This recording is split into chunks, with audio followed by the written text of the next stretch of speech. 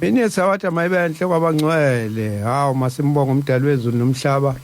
okuyena usivusile sakwazi ukuthi sifike la namhlanje njengoba sihlale sicela seyisho sithi inkosi mayivumile siyophinde sihlangane futhi siyobonana hayi nangempela ke namhlanje ivumile ngesabathe ezidlule cha inkosi ayivumanga yona iyona eyazi ukuthi kwabangani ukuthi ingavumi ukuba sihlangane ohlelweni kodwa ke konke sikubeka kuyo odala izulu nomhlaba uthaba kaSambothi lobingelelayo uhlelo sikhumbule iphakameni sakazi nanda 88.4 FM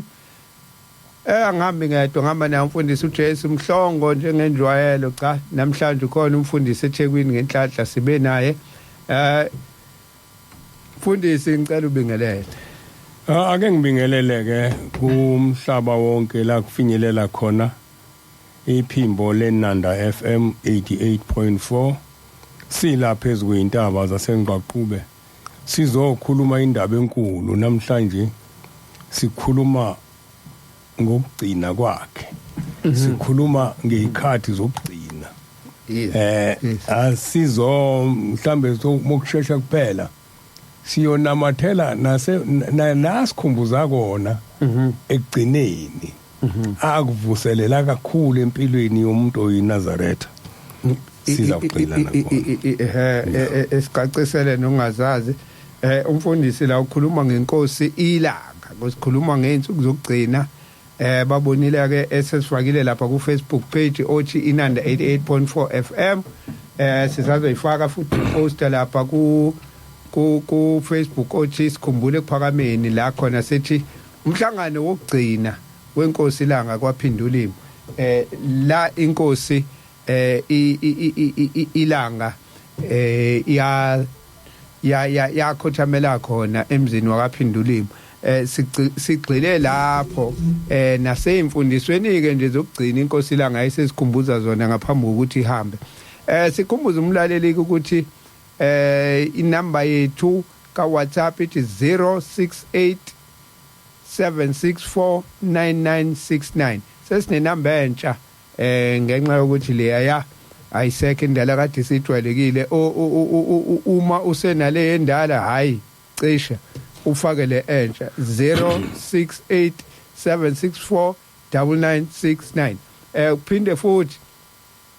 ungakwazi ukuthi usithole lapha ku www.inanda88.4 FM or www.inandafm.co.za noma usithole kui-app mawudownload i-app yeNanda FM uzokwazi ukuthi uzithole abaningi ke babuye bakhale bathi babuye bangasitholi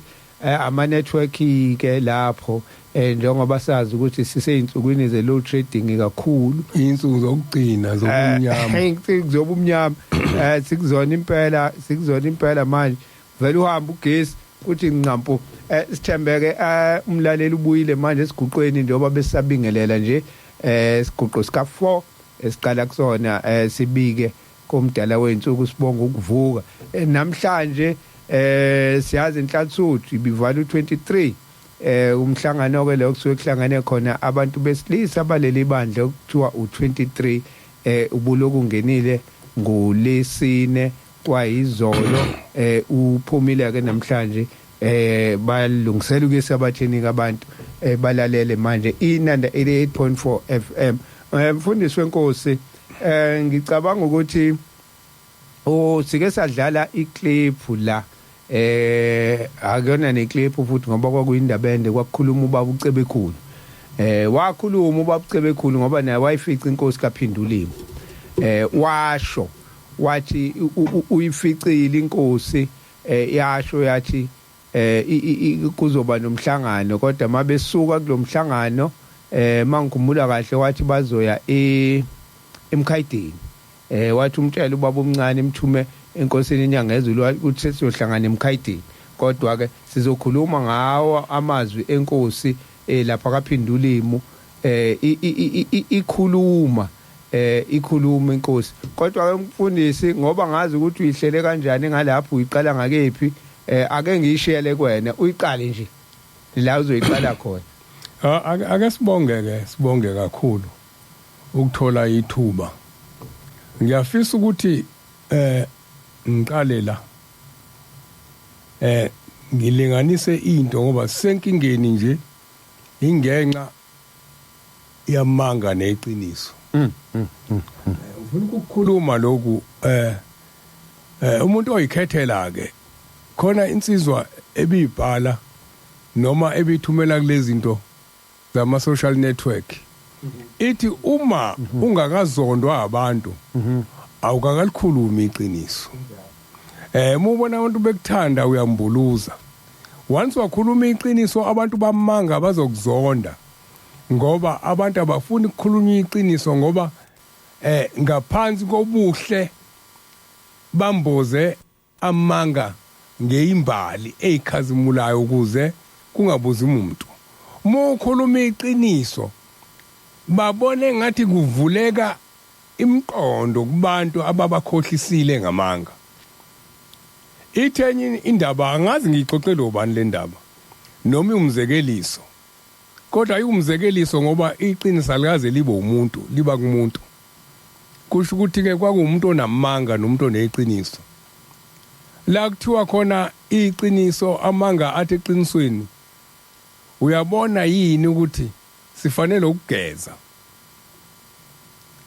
Kanti inhloso yeqiniso le ngikhuliswa into eyodwa ukuthi iNkosi yasekuphakameni ithi mekusondela izinsuku ithi uShembe usenqobile impi ebimphikisa ngaphandle. Uthi impi enkulu siyiLanga phakathi. Uthi idimoni elikhulisela iLanga phakathi limbethe ingubo emhlophe. Nalo selakhetha iNkosi. Uthi ke abantu asebe ingozi kakhulu eBnazarethini bagqoka ingubo emhlophe. Ibona ke laba abafike bayigqoka ingubo emhlophe ngethuba lokuthi bakhuluma izinto ezingekho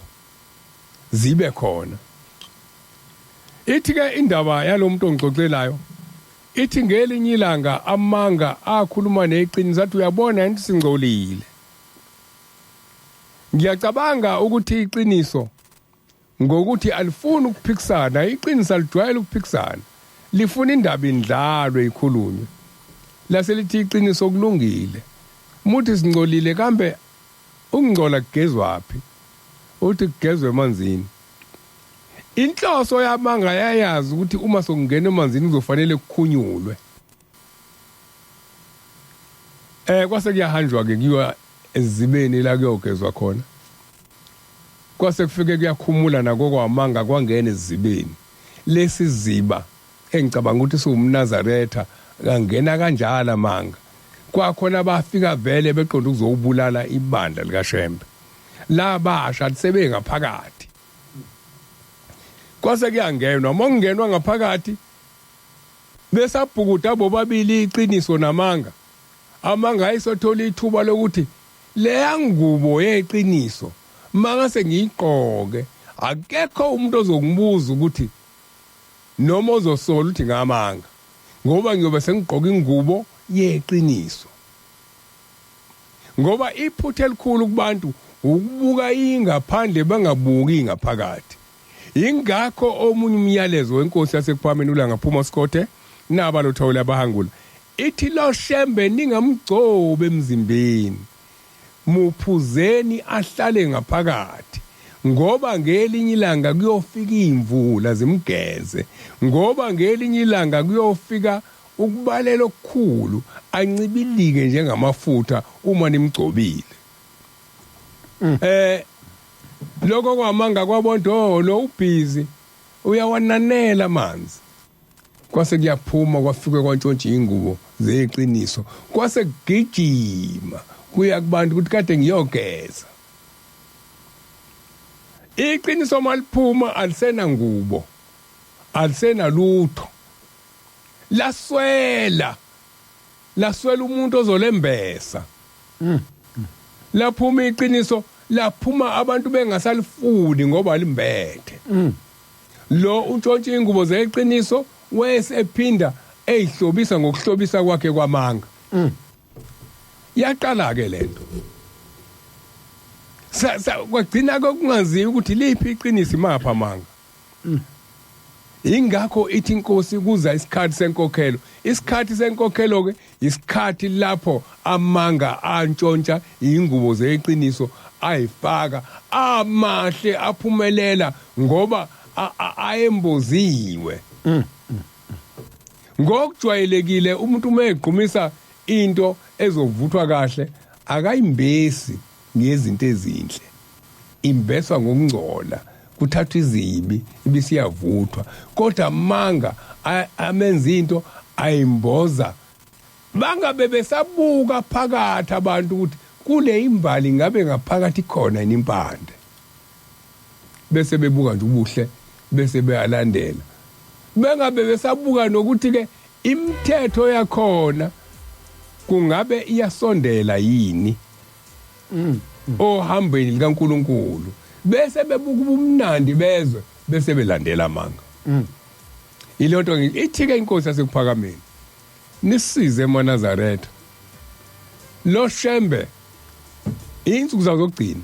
ningamgcobi ngoba kuyofika ilanga. Ngesikhathi ikhuluma ngelanga elobelishisa nemvula eyolinetha ilwashe kuwena wayekhuluma ngesikhathi senkokhelo lesisikusona. Ngiyakhumbula usuku kwaku23 kwaku23 usuku la qabuka khona igoda sisekamu kuphunywa kulapho kwahlukana khona. Asiyibuzanga ukuthi ubani oneqiniso ubani onamanga, sabuka nje ukuthi obani engibathembile akaze simbuka uNkulunkulu. Sabuka lokho kwasukuma insizwa yathi amaqhawe kaThixo ayikhethela wona. Yayisithi sokunje ngikhuluma ngosuku lokuqala ukuhlukana kwebandla. Kwaku23 yahlabelela athi amaqhawe kaThixo ayikhethela yona. Yayisiyaphuma yayisithi abantu abafuna ukuvikela lo muzi asiphume nabo base beyaphuma bayilandela baphuma la lento eyafika emveni kokuhamba kweNkosi iLanga yayibamba nomuntu okade exoxa ethi khona akwaziyo.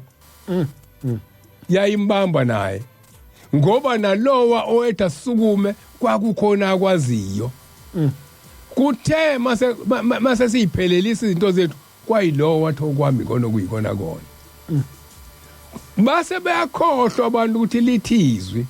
uma sekufikile okuphelele konke okuyingxenye kuyophela. Base bakhohlwa ukuthi kuthiwe kuseza isikhathi senkokhelo. Ithi iNkosi yasekuphakameni iLanga ihleli phezu kwentaba inhlangakazi isizovalelisa. Ithi lesihlale ngihleli kusona kusekude eManazaretha ukuthi nibone oshemba bofana nathi. Amanye amazwi awashoyo. Kodwa kuthe maqala isikhathi senkokhelo sase sibona abafana naye sase sithi ubuyile. Sase sikhohlwa ukuthi ushilo wathi lesihlale ngihleli kusona kusekude nibona oshembe abofana nami. Mebefika kwakhona abangaphezulu kwakhe kwakhona abawuyena wasiyakhohlwa ukuthi ngoba akasho ukuthi khona umuntu oyokafane naye wathi kusekude mangihamba kusekude nitholoshe. Ngikhuluma amaqiniso namhlanje. Ingakho ngithi kwesinye isikhathi ngizoba nezitha kodwa ngikhuluma into esiyilalele la ngeindlebe zethu sayizwa ikhulunywa umnikazi wezinto. Uthi ke ngelinye ilanga emzini wakaphinda ulimi eShowe ngixoxela enye insizwa endala. Ithi kwakumhla ka6 ithi wayesethi Manazaretha kulo muzi u6 December noka ngeDecember ngithi kwakumashi kwakumashi inhlangano kaMashu yenziwa khona. Okay. Iyona le okwathi wangabe sakwazi ukuyiqeda engathi kwake kaMashu impela yenziwa khona la ethi khona la 6 December. Uthi la ngalolu suku kuyongena isikhumbuzo sami. Uthi siyongena ngomhla ka6 kuyothi ngomhla ka7 ushengakahambi uyavalelisa uyakhomba. Uthi kuyongena akekho kodwa umuntu nalensizwa ngazi ukuthi yayisuke yini ixoxe le ndaba. akekho umuntu ofuna ukuyixoxa ngoba sifuna ukuya lapho kuthanda khona thina la kwakhuluma khona umnikazi walesikhumbuzo esisenzayo kuloko asiyi khona.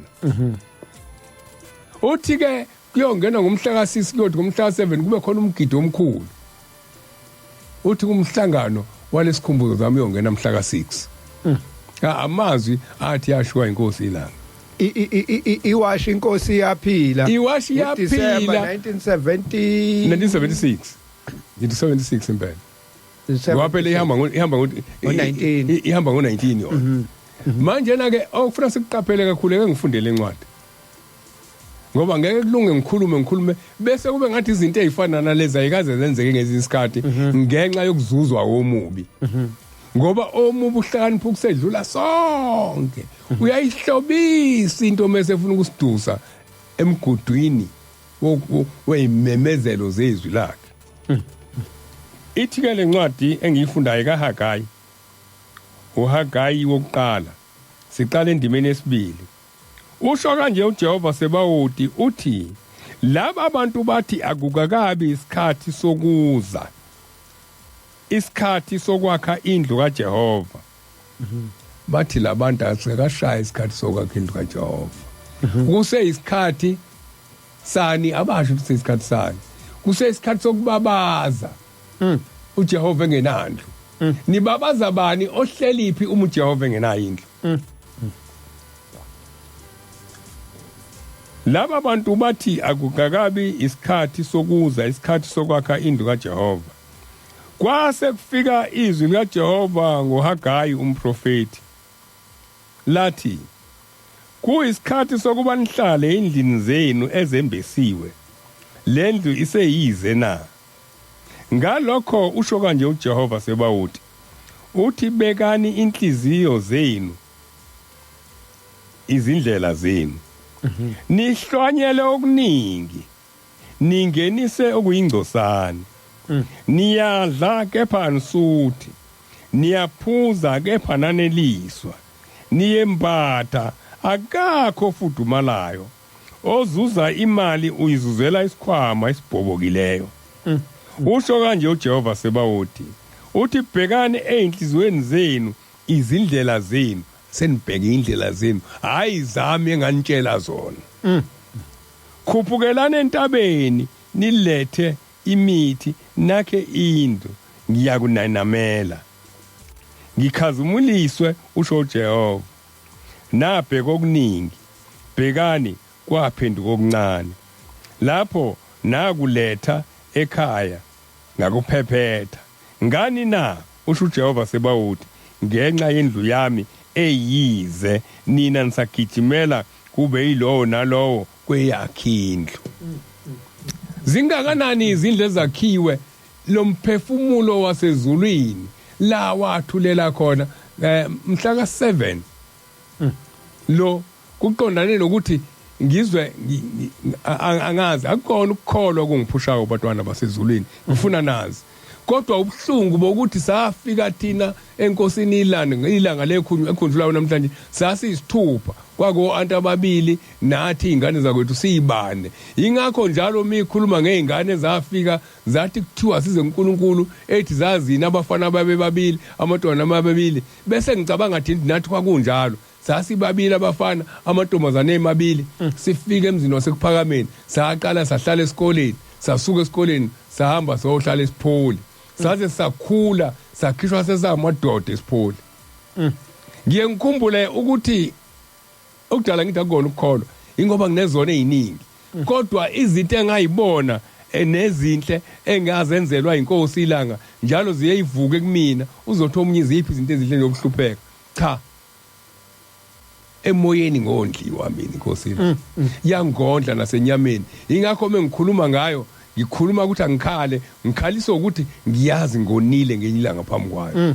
Konke ngakuthembisa kuyona angikwenzanga. Sasithi madlala sizingane ngiyakhumbula ngesikhathi kufika umbishop uDimba inkosi ikhipha imoto yayo inika ngisazi noma kuyinova yini eyayinika umbishop uDimba mimnika saphathe kabi sonke thina izingane zayikhulele ephambeni ngikhuluma ngabatwana bayinkosi ngoba sasikhulela ngaphakathi sathi ubaba le moto esiyithanda kanje useyinika isayoni uyazi into wenzayo wasinika ufuna sebenza umsebenzi kaNkulunkulu uthi uhamba ngeinyawo lapho wezama udimba wezama ukuthi ngoba amaNazaretha neZayoni ngaleso sikhathi zayicindezelwe njengomuntu omnyama amanye amabandla ayinamalungelo odimba bephambili belinamalungelo odimba babelela amalungelo ukuthi hayibo nathi asivunyelwe kwakhe izindlu zamasonto nathi sakhe izindlu zamasonto bayibona babephambili manje uhamba ngeenyawo ifika inkosi imnika imoto ukuthi gijima nganayo imoto ke yalwa leyo mpi kwasho ukuthi uyabona ukuthi akwenzeki manje nina nibuka ngamehlo obungane ngisho ukuthi ngamehlo obungane saphatheka kabi sayisithi mesidlala izitini siqhube izitini phansi thina sikaze sibe netoys mesiqhube izitini phansi sithi uyabona mase ngikhulile inkosi ngiyoyithengela le moto kodwa ngifike ngomhla ka7 December ngahamba ngaye emzini weNkosi ogama layo kuthiwa isekhangela nakhona lo okunumber 14 eShowe lapho yathulela khona ngaxoxa ukuthi ngosuku lomhla ka19 December ka1976 sasuka enhlangakazi ngaqoda khona kulomzi ngithema ngifike esangweni ngafika ngakhumbula ukuthi ngangena la ngakhumbula ukuthi kwakhona indoda yakamhlongo bayazi abantu okuyona igade esangweni okuyiyona amanye lamazwi ewaziyo ithi ke inkosi yasekuphakameni ngelinye ilanga lona ilanga ithi ningakhohlwa amaperel enu ningawavumeli ukuthi agxotshwe izingulube ithi yongena odakeni lezingulube ukhipha amaparel ubuseligeza udaka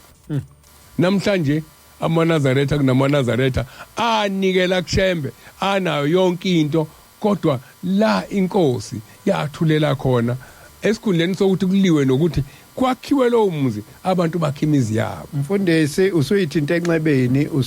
enxebeni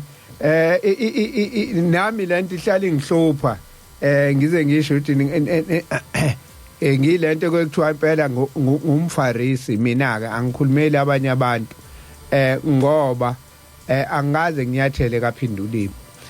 kuhlale kufika izikhumbuzo angaze kube khona ngisho into engiyihambisayo kaphindulimo inkosi lesuke siyibabaza kangaka uma kuyisikhumbuzo sayo la yathulela khona kunjani ubani owazi sike siye yini ngike ngiye yini mina noma ngiphethe igede noma ngiphethe isihesho nje ngiyobheka ukuthi ngoba kuyihlobo sinjani kanye ke nje angiyeke unyaka wonke kunjani ngike ngibone mase ko December kucaka imizi yethu siyayicaka nje abantu nje ngazi ukuthi balungiselela uChristmas ngendlela bacaka imizi yabo siya kamathempeli kucakwe kuyalungiswa yonke indawo ngisho amathempeli ayalungiswa ekuthiwa kulungiselela uJanuary kulungiselela ukuthi la sithi khona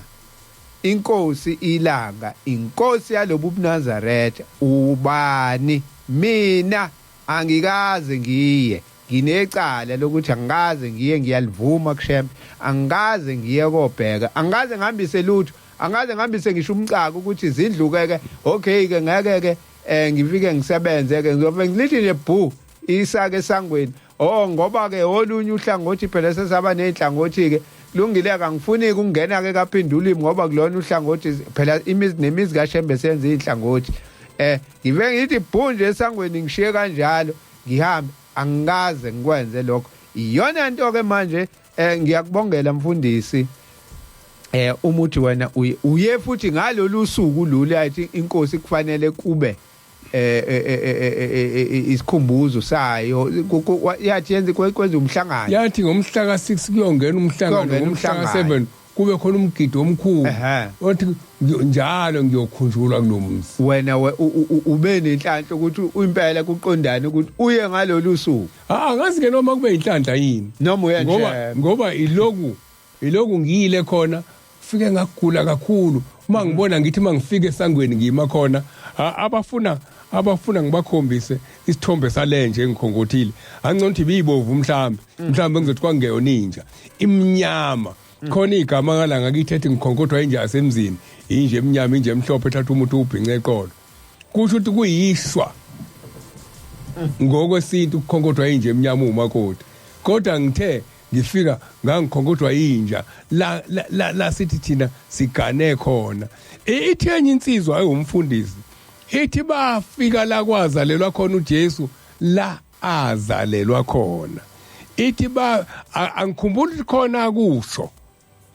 ngendawo ayozalelwa kuyona angikhumbuli mhlawumbe ukuthi khona kusho ngeGolgotha kodwa abantu abamlandelayo njalo ley'ndawo bayihlonipha bayahamba ngosuku lwakhe baye kuzona thina indaba esiyibone ngamehlo labantu abahamba baye lapha bayifunde phansi encwadini bagibela amabhanoyi amaKristu ngento abayifunde encwadini bagibela amabhanoyi khishwe enzima thina nakhe eshowe eduze thina siyibonile ngamehlo ake ngizama ukucacisa leyenja mfundisi ngoba bazothi abanye kaShembe kanti sekufuya izinja yini cha umuzi weNkosi wagcina usudayisiwe kunjalo mfundisi kunjalo kungasewona weNkosi ngoba phela siyazi kulezi indawo lezi ekuhlalwa kuzona umuzi ifuna imaintenance ongasa maintain wagcina usudayisiweke wagcina engasewona weNkosi njengoba ethi umfundisi ufike wakhonkotha inja akuyona inja yakwaShembe yasemzini wakwaShembe leyo eyomnikazi walo osewathenga umuzi waseKhangela la inkosi eyayikho eshowe ngoDisemba 1976 angibange ngisabheka noma umlungu uthengile noma umuntu omnyama kodwa ngunakile ukuthi kunevesi lapha ku22 kwisambulo ngoba inja ungasho zonke izathu kodwa khona isizathu esemqoka lesi isambulo muqala ku14 babusisiwe abahlanza isambulo 22 verse 14 size siyofika mhlambe ku17 babusisiwe abahlanza izingubo zabo ukuba bathole ilungelo labo emthini wokuphila bangene emzini ngamasango khona umuzi abazongena kuona ngamasango ngaphandle kukhona izinja nabathakathi nezifebe nababulali nabenza izithombe nabo bonke abathanda nabenza amanga namhlanje inja ibingekho ngaphandle kade siyocela mfundisi khona esikhumbuzweni sesiphela isikhumbuzo sanikela sathi inkosi uzungikhumbule sacelela abantu bakithi kuyona iLanga njalo sacelela abantu bakithi sacela imisebenzi sacela yonke into sihlulo kuhlanganisa imali sithenga umuzi sekulowa muntu luya owathi sithi sicela ukuthenga lo muzi ngoba uyisima kanje unesikhumbuzo esikhulu lo muzi sihlulwa sicela yonke into nami ngiyaguqa ngicela yonke into kodwa yini engiyenzela uShembe uthi ke u1 verse 6 kaHagayi 1 verse 6 nihlwanyela okuningi ningenisa kuyingcosana niyadla kepha nsuthi niyaphuza kodwa naneliswa niyembatha akekho fudumalayo ozuza imali uyizuzela isikhwama esibhomokile ngenxa ukuthi aninakile ukuthi nivelaphi la nivela khona ngoba lithizwi khona abangayinaki lento lithizwi likababa mkhulu ngaphambi kokuthi ahambe iseluleko esifanayo futhi neseluleko seLanga bonke bahamba ngesikhathi esifanayo ngesikhathi sokuthandaza ngesikhathi sika9 ithi inkosi anogada isikhathi okuphume ngaso umphefumulo anoguqa ngiyobe ngiyinani umphefumulo uphuma imaphi ihlukana nomphefumulo wayo uphuma ilapha emzini obizwa iKhangela okunumber 14 eshowe lo ngithi lo ngigule ngikuona ngiguliswa ubuhlungu benhliziyo ngingenakwenza lutho ibhlungu leyo nto mfundisi sifana nabantu abasha abalwi fair fight beboshwa izandla uyakwazi ukuboshwa izandla bese ufakwe ring nebox bese kuthiwa shana niki fair fight kodwa wena ufakwe uzankosi uzolwa kanjani uboshwa izandla ngemuva into enjalo le ngoba kodwa asibonge mfundisi ukuthi uShembe ukugcinile sibonga lokho sibonga ukuthi lento okhuluma ngayo uba angaze ngizwe leyo ukuthi inkosi yashiya amazwi anje yathi ngomhla ka6 akongena umhlangano ngoDisemba ngomhla ka7 akube nomgidi ike yenziwe ephile emigidi uke wenziwe ephi lo mhlangano ngoba sonke siqhama ngomhla ka18 ebusuku sesizofaka isikhumbuzo mhla ka-19 emini sisivale isikhumbuzo kodwa amazwi ashiwe yona inkosi uqobo yathi ngomhla ka-6 akongena umhlangano mhla ka-7 kube nemgidi lawo mazwi lawo baningi bayaqala ukwezwa bakhona mhlawumbe abadala abahleli phezu kwawo ngoba abantu abaningi phela manje sebavele bathula bathi awu ngake ngababunga mbuzo umoya athi hawu kwaba lezi zinto niyazazi nithuleni ngathi awu sothini akukho umntakasambuthi okwenzekayo namhlanje uShemba ngakushongo indaba yenhlangakazi wayisho silalela wayisho indaba yenhlangakazi ukuthi siyothi sila kuyobe kukhona wakhomba kusangwane wayidida ngamabomo wasezulwini wakhomba kusangwane namhlanje abantu baqambe la kungakaze kuhambe khona uBhombela baqambe ihuze bathi khona ihuze khona ngeke ngayixoxa le ndaba khitwa amagama ithi inkosi iLanga konke yakusho ithi ningayeki ukuza enhlangakazi ningayeki ukuze enhlangakazi isikhuluma indaba yomuntu wakaNgcobo angazi phakathi kabatshuze nabantu balapha komthukuso ukuthi imuphi ngoba bonke babe sonta khona eluthela ukuthi imuphi phakathi kwabo othi wabona inkosi kodwa mangicabanga cishe ukuthi lapha phesheya kobatshuze abakaNgcobo ngiyabazi bonke labantu ngiyacela banakusisa abantu la ngizonqaba mina ukuthi amanga angiphuce ingubo yeqiniso ngizokhuluma iqiniso ukuze makufika isikhathi mangifika kuthiwe wabulawelani ngithi ngabulawela iqiniso ngoba esikhathini samanje yonke into yakhiwe ngamanga akukho la yathi inkosi khona ngiyengezwa kwenye inkonzo kuthiwa kwafika abelungu bathi inhlangakazi sesothi siyaqhuma isithambile sihlalile ephakameni awukho uJanuary nakho ngikhwince cha ngihlekisa ukuthi umfundisi yipi intaba umngako kwayibona idilinga awukho uJanuary engakaze ngibe khona enhlangakazi mhlambe kwashiwa eminyakeni engaphambili cha kodwa intaba mfundisi ekuthiwa nje hayi kwakunentaba la isiyadilika kwahluleka abantu bemeze wentaba dilika ngibona isithando akaze kwenzeka asiyeke asiyeke njalo ngisho ukuthi ke batwana abahle bakumkhonza uThixo amanga mahle futhi amanga mase ekhulunywa kuyayiqala kufakwe imbali ukuze ungabuzi ukuthi ukuthathaphi lokho ubuka imbali ubuqhakaza imbali kunje kusho ukuthi iqiniso ngeke kube kuhle kanje atho omunye uma lento esiyenza ingeyona pho saba nokuthi okuhle kwakhulunywa yini ngalezi zinto ezinhlonazo ngempilo yalo mNazaretha ngoba impilo yalo mNazaretha ithi baba ngikulolu hambo olosizi noleyinyembezi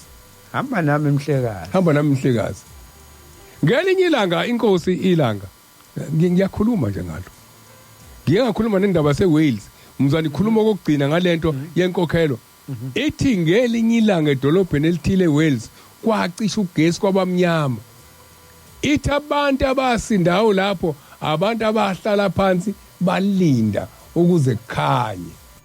ithi kodwa abakhohlwanga imithetho yokuhlala endaweni yabo ecishile bahlala phezukwayo komnyama kunjalo miningi noma ungahlala khona ebunyameni uhlele endaweni kodwa umuke wakhohlwa imithetho yokuhlala kuleyo ndawo uyafana nomuntu ophumile ngoba ukhona ngoba sihlala ngemthetho kodwa ophumile washiya kangakanani kophumile washiya amanye amazwi ashiwo inkosi lawo esesiyilekelela ngawo ithi inkosi ningavumi ukuphuma ephakameni mayisibona sesona ithi uNkulunkulu akahlali nabantu fikani la ngoba nizosabatha niphume ningahlali na uNkulunkulu akahlali nabantu izithi kontshangase tshangase bamazi benemarket lapha uthi untshangase yababiza abafana bebancane wathi uyayizwa yini incwadi ithi izeduko zakho zemzuzu akasikhumbulanga useseswini manje siyasithi thina ingane ayinasona uthi ke bantu bami lethe soluleko sithi kunina uma kukhona zeduko nanze seseswini uma senizelwe ngisho noma uthi ungakanani kubhala icala ngento embo yenzayo uthi ke njengoba nihleli la ekhaya neqa manje nikaka phezukwawo ayikagini phezukwamatha amhlophe ingane zethu uShembe vikela thina evikela thina asingahlali kuloko evikela nezingane zethu namhlanje muna kusisa izingane ezibalekele kakhulu ukukholwa izingane ezizalwe amaNazaretha zihlele kuphakameni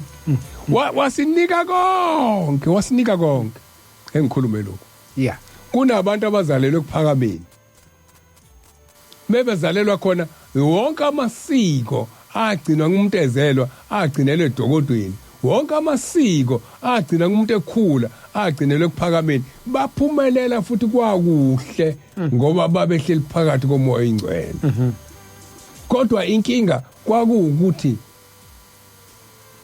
uNkulunkulu akahlali nabantu kwako kwesikhashana ukuze kusuka umntandane kwakufanele futhi sivalelise bese sihamba sicela ingilozi besigadile ukuthi iphinde isigade ithi ke iNkosi iLanga mikhuluma indaba seWales ngayikhohlwa yeah ithi ke angikhulumi ngeWales ithi kodwa ngikhuluma ngani maNazaretha asikunakanga lokho asikunakanga lokho asikaze sikunaki okwadala singakunaki ingoba kwakufanele ngoba inhloso yenkokhelo yini inhloso yenkokhelo uyayisho uthi kuzinkokhelo enkulu bataba bami uthi inkokhelo ezayo amadoda amabili uthi lenkokhelo iyohluza izihluze ngisho uflower uthi abayosinda lapho bayoxakwa ngobisi kunjani namhlanje kunjani namhlanje abantu uthi uyabatshela ngendaba kaShembe uthe omunye mengikhuluma naye ngithi kwenziwane esontweni wathi asikwazi ukukhuluma mhlongo sebebaningi abantu abafikile hayi ngani ngisho ukuthi nami ngathi ngiyabuza ukuthi hawu ngizwe umuntu engitshela indaba enkulu kabi hawu wangilapha wangitshela indaba engaka nihleli phezukweni anikhuluma manje athi sothini ngoba phela sekwafika abanye sebehleli phambi kwethu ibona sebesitshela ababuzi bayasitshela ngathi mina manje abasho ngani amazwi kamprofeti oyemenyezwa othi kimi ngokuba ngingcolile futhi ngihleli phezulu kwabantu abandebe zabo ingcolile abakusho lokho bahlala bese babavumela bese bakhamanga ukuphila kwento yamanga manje iyona lento efika ibe inkinga ke ngoba nowazi ugcina nawe umuzwe secula lona leliculo eliculwa yilabantu abafike nalo uthi hawu nawe waseyijoyina lento ubuyazi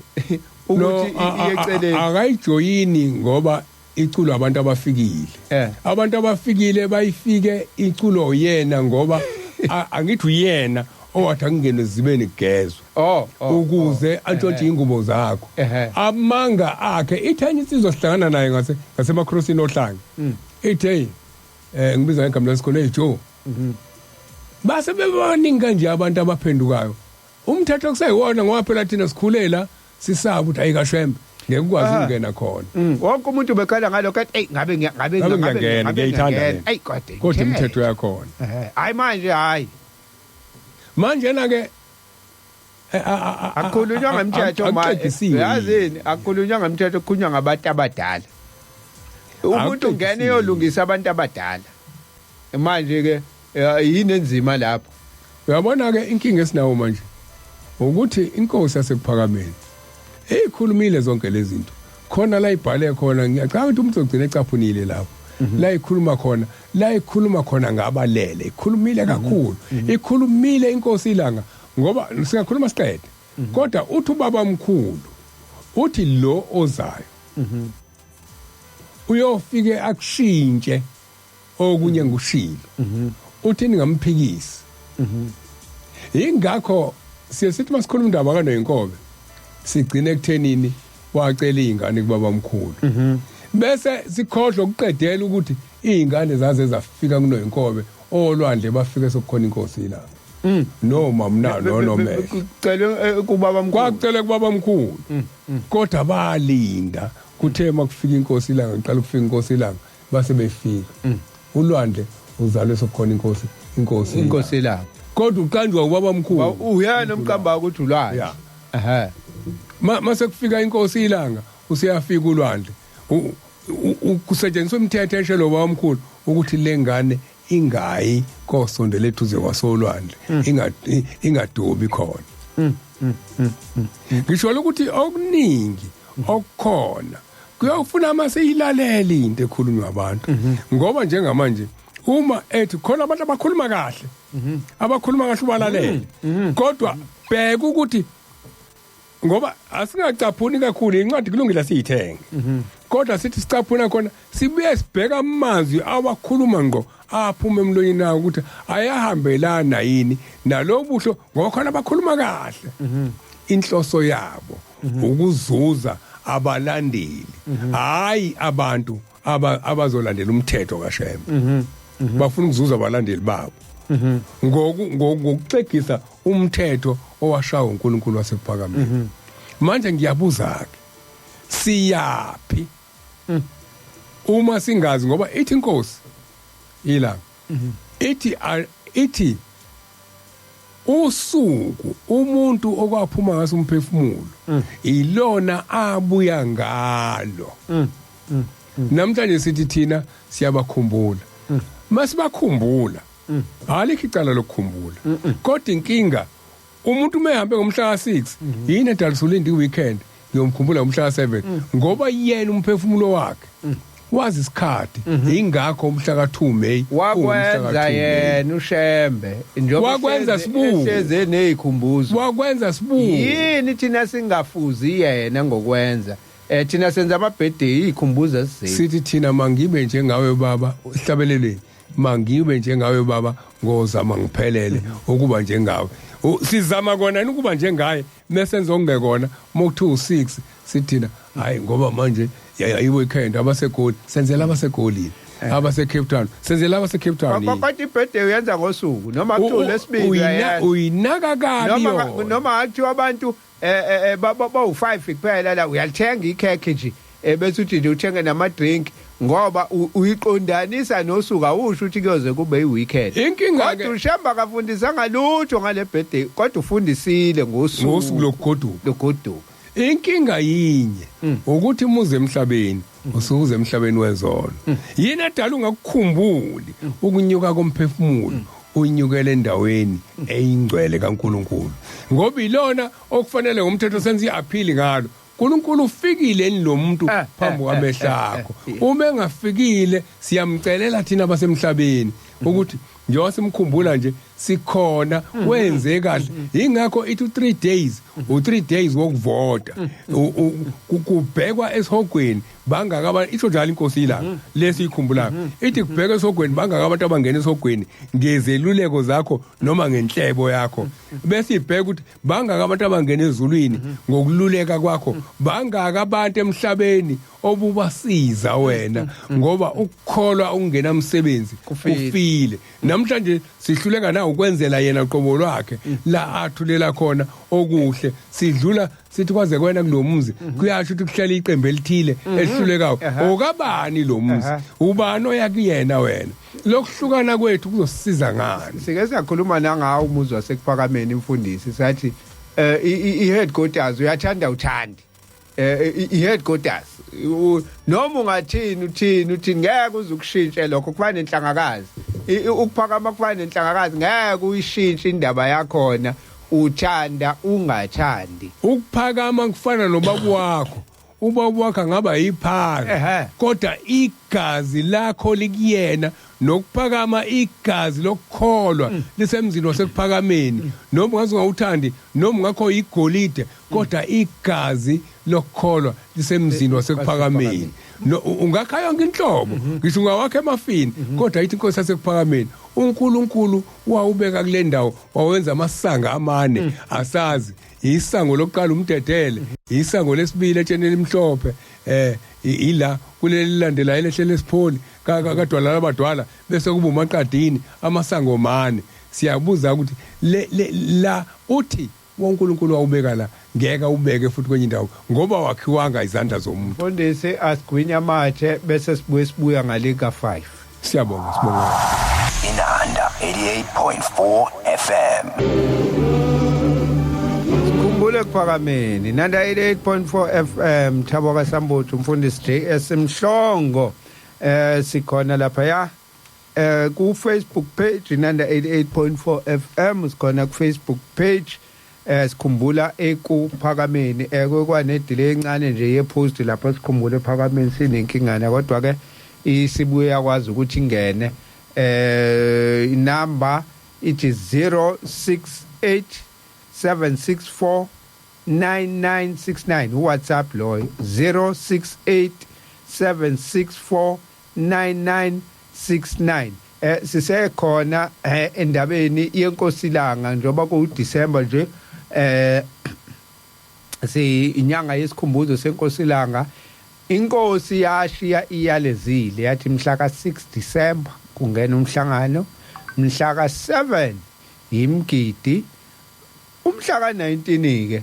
siyazi ukuthi ke vele ke ilona suku ke inkosi ke iyathula ngawo kodwa ke yashiya iyaleze ngalezi insuku ezimbili esechazile umfundisi ukuthi cha hayi akwenzeki ube nenhlanhla kumfundisi ukuthi yena uke wayobona ngisho umuzi ekuthiwa isekhangela abantu bangadideki ke njalo ikhangela ikhona le ngala eNzansi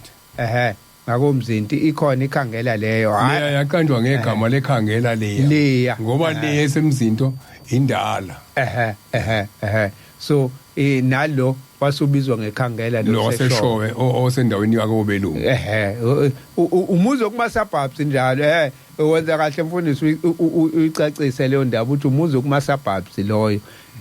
elapha eshowe imili imizi khona umuzi wakaphindulimo odlula kancane eshowe bese kuba khona umuzi wasekhangela esho yombili seshowe ngenzela ukuthi umuntu angadideki bakhuluma ngophindulimo bakhuluma ngekhangela umuntu akasazi ke manje ukuthi ikona kuphi. Inkosi yayinomuzi ekuthiwa isekhangela okumasabhabs lo ubaba uCebekhulu ayikhuluma ngawo ethi kwahamba inkosi inyanga yezulu ise ubaba omncane ihamba iyakhona ithi yobonana nenkosi iLanga wokugcina la khona yafika yavinjwa khona esangweni yangakwazi ukuthi ingene isekhangela ke lapho asiqhubeke mfundisi ngoba kuningi isikhathi sobancane abalaleli bazokhala kanti sisendabeni yayo inkosi ukuthi ilapha ya eshowe yathini insuku zazo zokugcina imaphi amazwi nemiyalelo yayisho ngiyazi ngeke sikusho konke kodwa lokhu nje sokusho ukuthi abantu bake bezwe okusemqoka ukuthi inkosi einsukwini zazo zokugcina yathini kukhona izinto ezenzeka lapha ya kodwa ngeke ke phela sesisho konke sosho lokho okudingwa abantu. Ake sibonge ngithe namhlanje uma ungakhuluma iqiniso uzoba nabangani abaningi kodwa uma usukhuluma iqiniso uzokwanda izitha akusho lutho ke uma ukhuluma iqiniso mhlambe ngisho namango wawunawo ofika mbozo ukuthi wena ufele iqiniso ngoba izinto engakhulunywa lezi ake ngicaphuneke lamazwi engiwabhalelwe awumlando walapha. Inkosi yenza umhlangano kunguDisemba kwaphindulimi yabe isikhuluma lamazwi la kwaphindulimi kuya kuba khona umhlangano wezizukulwane ngezizukulwane oyoba isikhumbuzo sokuthi kwakukhona ushembe kulomzi nonga uthandi uyoza uthande. Iyaqhubeka inkosi ithi la kwaphindulimi angifuni kube khona umshumayeli, angifuni kube nomfundisi, angifuni kube nomgcotshwa, umgcotshwa uyakunidukisa, angifuni kube nomgcotshwa la kwaphindulimi. kwathi uma kuvala umhlangano kwabe sekusuka indoda yakamhlongo le ngikhulume ngaye ngithi sayifica imesangweni wayifica esangweni bathi igama layo kwakuthi umakhanda ezingane sayifica le ndoda imesangweni ngeke nginitshela kwenzakala kodwa khona okwenzeka kuyona okwadala ukuthi livuleke isango ngoba kwakuvaliwe ngomhla ka19 ngosuku iNkosi eshintsha ngalibhantshi kwakumhla ka19 ngangikhona esangweni masifika ntambama siyoyibona safika sokumnyama impela kwase khanyise nogesi ngoba sasisuka enhlangakazi sikade siyolungisa la kuzojika khona imoto ezokhuphuka neNkosi ngoJanuary walowo nyaka. Uthi ke kwathi uma kuvalwa umhlangano kwabe sekusuka umhlongo umakhanda ezingane ehamba noShalofu Nzuza nenye insizwa eyabe iyinhla elisuthu khona kaphindulwe okwakuthiwa umpongo cele bafike baguqa enkosini bathi baba yathi inkosi bafana nikhala ngani bathi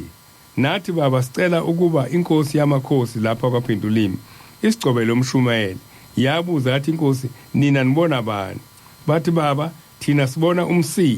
umsila okunguyena ongasigada lapha kwaphindulimi umsila wayezala umqikela benoShalofu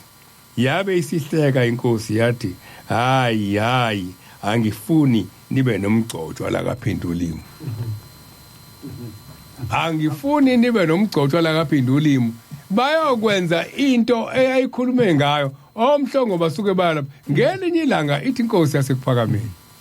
ngithi kwakulandela unyaka la ikhona igcoba umangcobo ithi namhlanje ngigcoba unkosikazi lo la eJamangweni khona umfazi ongcolayo engasho ukuthi unkosikazi ithi khona umfazi ongcolayo ngakuphazamisa isho njobala ithi khona umfazi ongcolayo ithi ngiyamgcoba namhlanje umkhokheli kodwa ithi khona umfazi ongcolayo ikhuluma ngengaphandle lela ngithi namhlanje mina lo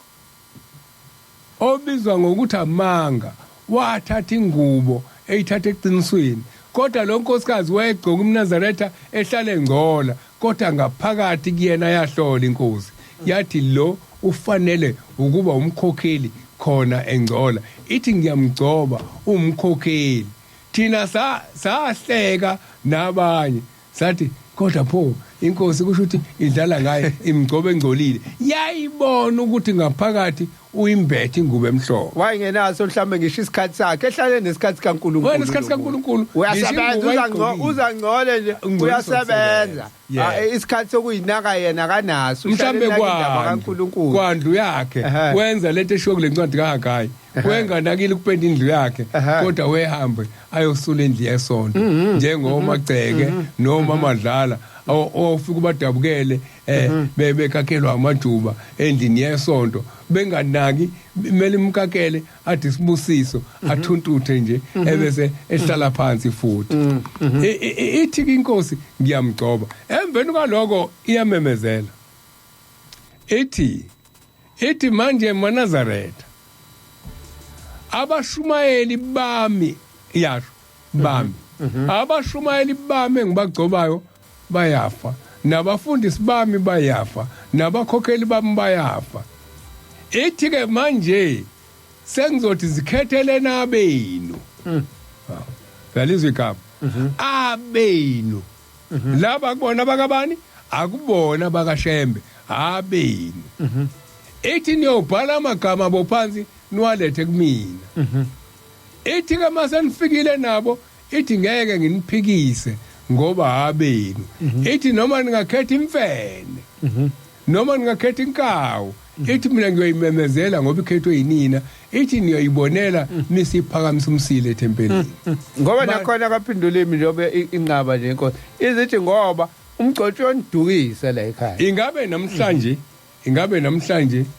kukhulunywa olunye ulimi ngabe lamazwi lawo mhlamba agcitshwa lawo ingabe kukhulunywa olunye ulimi ngoba amanga aseyithathile ingubo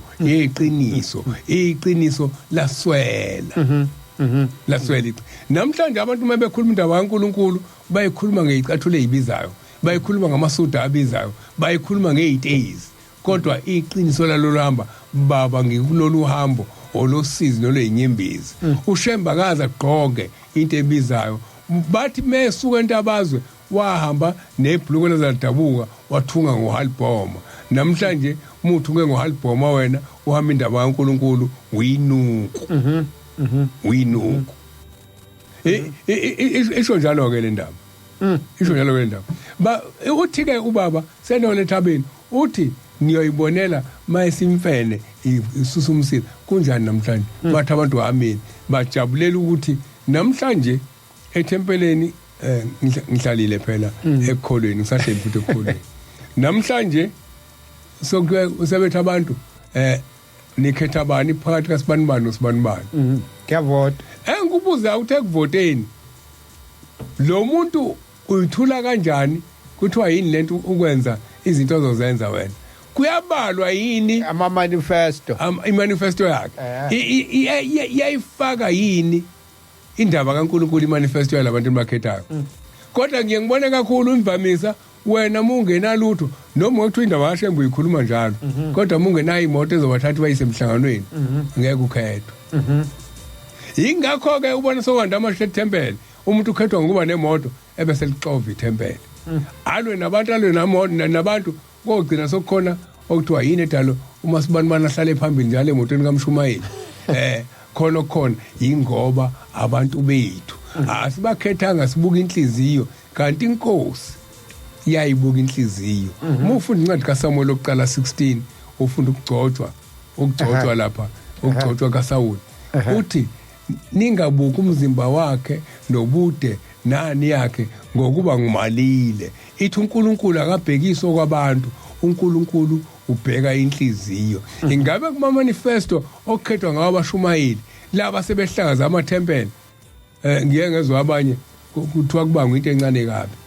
kwase kuphuma umkhokheli aphume ucabane nomshumayeli uyovusa ithempele khona semtshelile ufuna isikhundla naye ukuthi muphuma nami wena ngoba nawe una imoto uzofika ube kuwumshumayeli kuseka Shembe leyo nto. Siyathi iNkosi imithi nizogcoba abeni savuma. Kukude kuphakameni ekuphakameni mobala ngama kilometers udlala ngesikhathi. Ishenye into kunama kilometers ngoba umubala ama kilometers usukubale emgwaqeni wetiyela noma webhuqu la asihambe emgwaqeni wasemhlabeni. Mfundisi emhlabeni ufikile uShembe wasezulwini wahlala iNkosi yobuNazaretha yabonwa yafundisa kakhulu.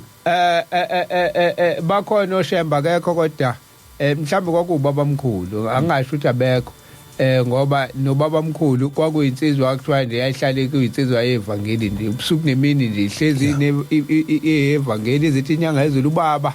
wayihlala ephethe iTestament elincane la iphaketheni athi angahlangana nomuntu adonse alivule iTestament lakhe afunde athi uyayazi le ndaba le bese emvulela ithi wayihlazi nje ekhuluma ngeNkosi iLanga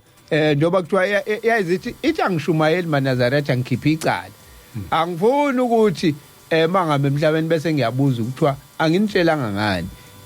ishumayela kusukela emini kushona ilanga ishumayela ngikusho mina avula incwadi eyodwa avula incwadi eyodwa khuluma ngayo kuze kushona ilanga uthi ngelinye ilanga kusenhlangakazi kufika umlungu ukhuluma naye usethi hawu Shembe uthi hawu Shembe abantu bebaningi kanje unjani uyajabula uthi baba ngijabula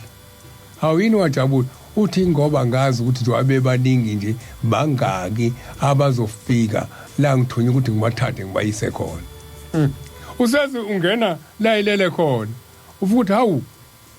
abakuthandini labantu wahlala empedeni nje uthi la ngicashele omubi uyayithanda izinto ezicwebezelayo. Namhlanje mokukhulunywa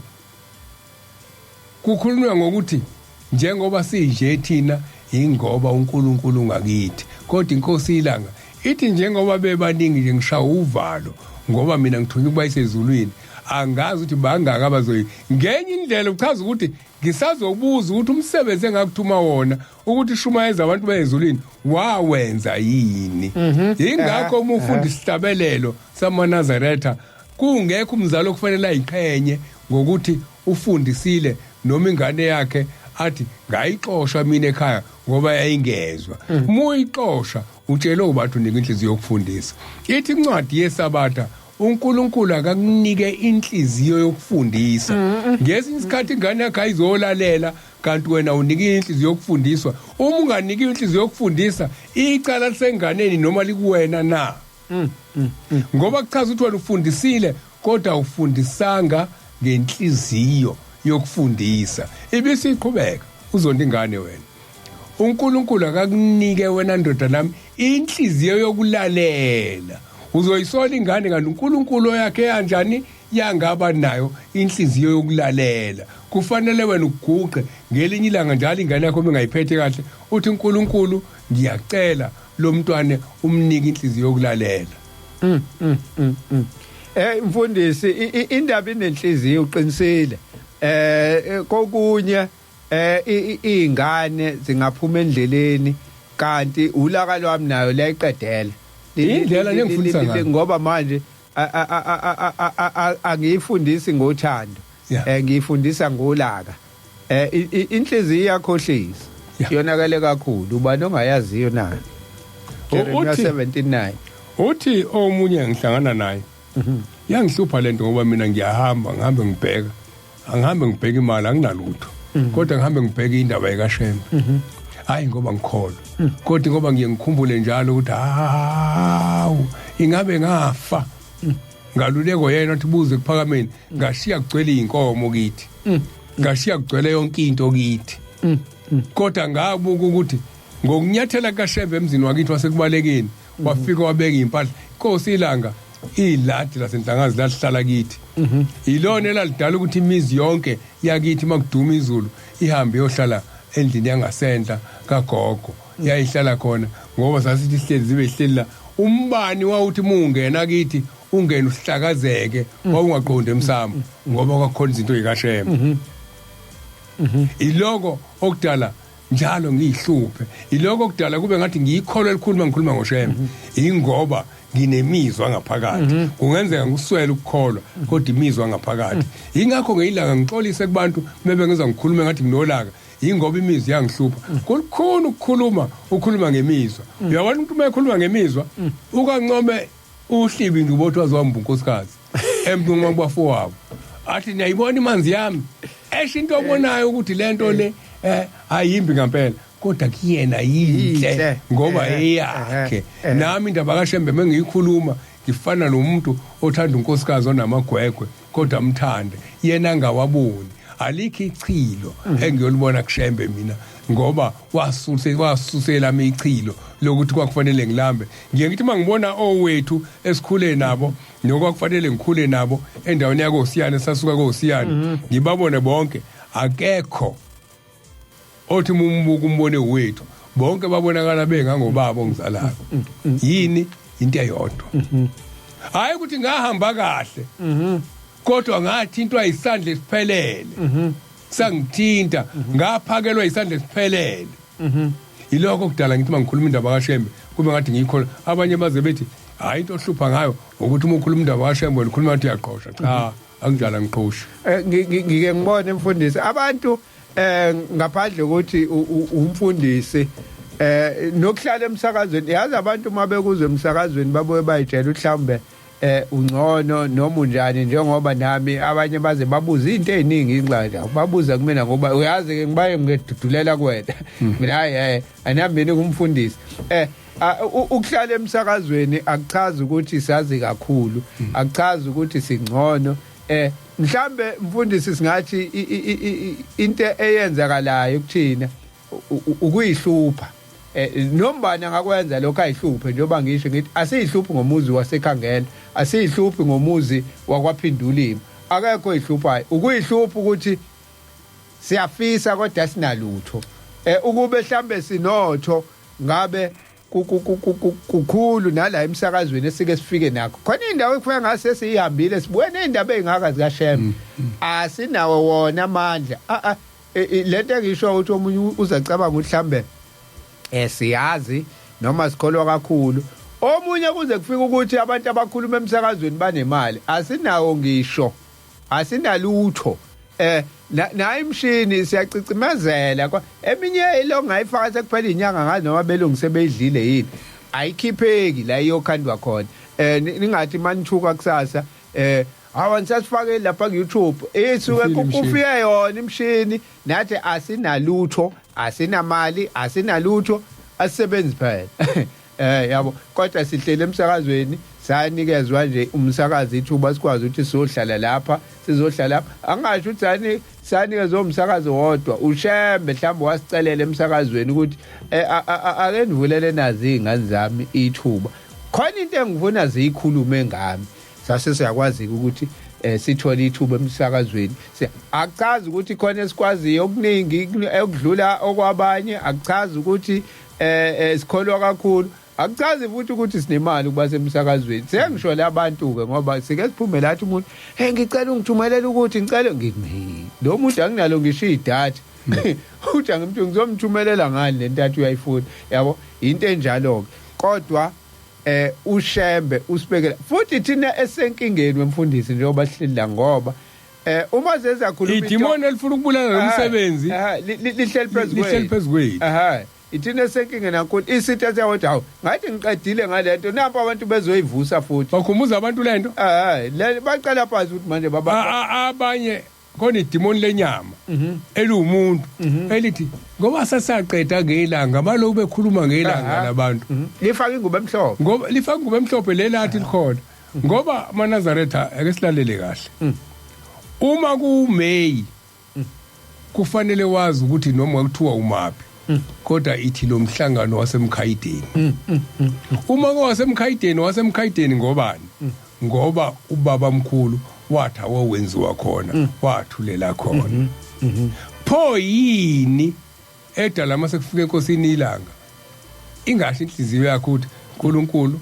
kulowa umuzi wasekhangela noma emzini wayethi mesuka ekhangela ekona kaphendulile kulowa umuzi sikhohlwa kodwa uma abazali bethu bamukela ukushayembe ezulwini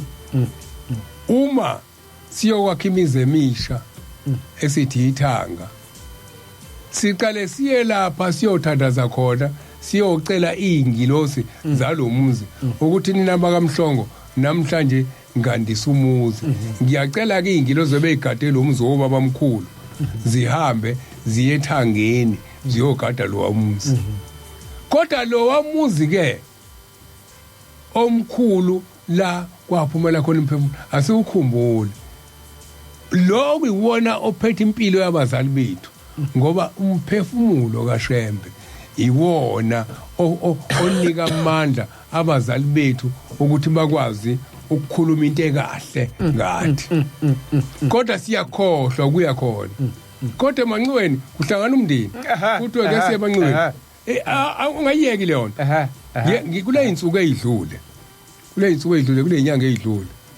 kuye kwakhuluma omunye inkosazana ongumphathi wathi ke sikhumbule ithempeli lokuqala lika baba mkhulu phansi kwenhlangakazi iJordan elokuqala njalo phansi kwenhlangakazi yes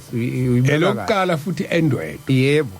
ude ke sikhumbule ubaba mkhulu wathi kulowa muzi ningaphumi khona